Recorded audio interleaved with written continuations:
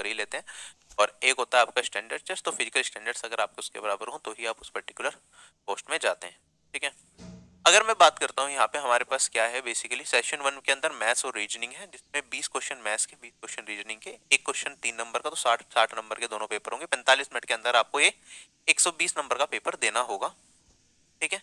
और final merit में total 40 question आएंगे 45 मिनट में। फाइनल मेरिट में इसके मार्क्स नहीं जुड़ने वाले, लेकिन नोटिस में ये लिखा हुआ है कि the recruitment process for MTS will consist of session 1 and session 2 in the computer based examination. The performance of the candidate in session 1 will be evaluated first and performance in session 2 would be evaluated only if the candidate qualifies in session 1, ठीक है।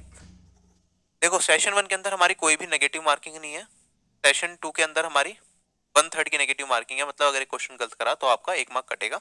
अगर session 1 की बात करता हूँ यहाँ पे, तो इन्होंने लिखा है कि सेशन 2 आपका तभी इवैल्यूएट होगा अगर आप सेशन 1 में क्वालिफाई करते हैं, ठीक है। फिर मिनिमम क्वालिफाइंग मार्क्स सेशन 1 और सेशन 2 दोनों के दे रखे हैं कि इतने इतने आपको चाहिए, लेकिन मेरिट बनेगी आपकी सेशन 2 से। तो कंफ्यूजन ये है कि जैसे कि सेशन 1 के कहीं मार्क्स जुड़ने नहीं है, तो क्या इतना ही मार्क्स ले आए तो हम क्या क्लियर कर जाएंगे सेशन 1 को? अगर 30% में निकालता हूँ, यहाँ पे आपके पास टोटल कितने हैं, 120 नंबर का 30% निकालूंगा अनरिजर्व कैटेगरी के लिए, तो हमारे पास 36 मार्क्स आ गए। या फिर क्वेश्चंस की बात करूं, 40 क्वेश्चन है, कोई नेगेटिव मार्किंग नहीं है, इसका अगर मैं 30% निकालूंगा, तो अगर 12 क्वेश्चंस आपने सही कर दिए, तो क्या आपकी टीयर 1 की कट ऑफ, टीयर 1 मतलब इसका सेशन 1 आप क्वालिफाई कर जाओगे? ऐसे ही अगर मैं बात करता हूँ यहाँ पे ओबीसी कैटेगरी, ईडब्ल्यूएस कैटेगरी का और भी कम है, ओबीसी ईडब्ल्यूएस का तो 25% है, तो 40 का 25% निकालूंगा तो 10 क्वेश्चन, ठीक है। और अगर मैं बात करता हूँ यहाँ पे SC ST कैटेगरी या अदर कैटेगरीज जो है हॉरिजॉन्टल रिजर्वेशन, उनके लिए ये वाले मार्क्स हमारे पास और भी ज्यादा कम है, 20% ही है। 20% का मतलब 40 में से 8 क्वेश्चंस भी अगर आपके सही हो जाते हैं तो आप क्वालिफाई कर जाओगे। और अगर मैं प्रोबेबिलिटी के हिसाब से चलूं तो 40 क्वेश्चन है, आप तुक्का भी लगा दोगे तो 8 क्वेश्चन सही होने की प्रोबेबिलिटी बन सकती है, राइट।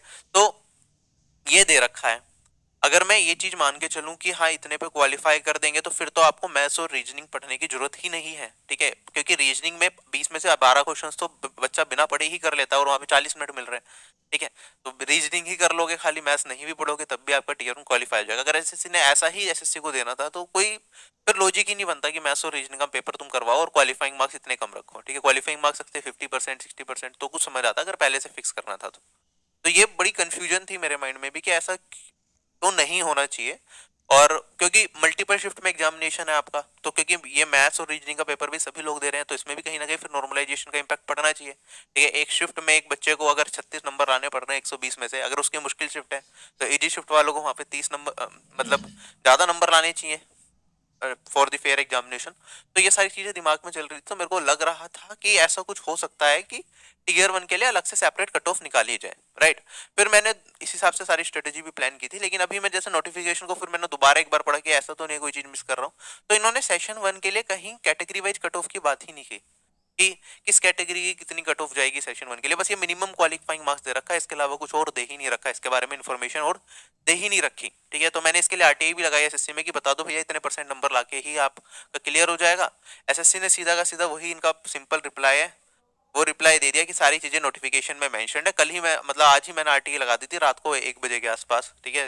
और आज रिप्लाई भी आ गया कि जो भी इन्फॉर्मेशन है वो कमीशन के नोटिस में अवेलेबल है, तो यहाँ पे भी क्लैरिफाई नहीं हुआ है, ठीक। तो देख लेना यहाँ पे थोड़ी सी कंफ्यूजन बनी रहेगी। अगर मैं आपको थोड़ा सा और हिस्ट्री दिखाऊं आपको एसएससी के नोटिफिकेशन की, एमटीएस की हिस्ट्री की बात करते हैं सबसे पहले। एमटीएस एग्जामिनेशन की अगर मैं 2019 के पेपर की बात करूं, टीयर 2 क्वालिफाइंग हुआ था वहां पे, तो वहां पे मिनिमम क्वालिफाइंग मार्क्स ना लिखते हुए वहां पे लिखते थे क्वालिफाइंग मार्क्स, कि इतने नंबर ले आओगे तो आप क्वालिफाई कर जाओगे। मतलब 40% टीयर 2 जब डिस्क्रिप्टिव होता था, मैं उसकी बात कर रहा हूँ 50 नंबर का पेपर, कि 40% मतलब आप 50 में से अगर 20 नंबर ले आओगे तो आप क्वालिफाई कर जाओगे। यहाँ पे मिनिमम क्वालिफाइंग मार्क्स वाला कोई सिनेरियो नहीं था, क्योंकि मिनिमम क्वालिफाइंग मार्क्स में तो ये होता है कि जिस पेपर के नंबर जुड़ रहे हैं उसमें भी मिनिमम इतने तो लाने ही है, उससे कम लाओगे तो वैसे ही डिस्क्वालीफाई हो जाओगे, राइट। तो एमटीएस के उस पेपर में क्वालिफाइंग मार्क्स लिखा हुआ था, 2019 वाले में भी। 2020 का मैं पेपर देखता हूँ एमटीएस का टीयर 2, वहां पे भी जो वर्ड लिखा हुआ था वो क्वालिफाइंग मार्क्स लिखा हुआ था, ना कि मिनिमम क्वालिफाइंग मार्क्स।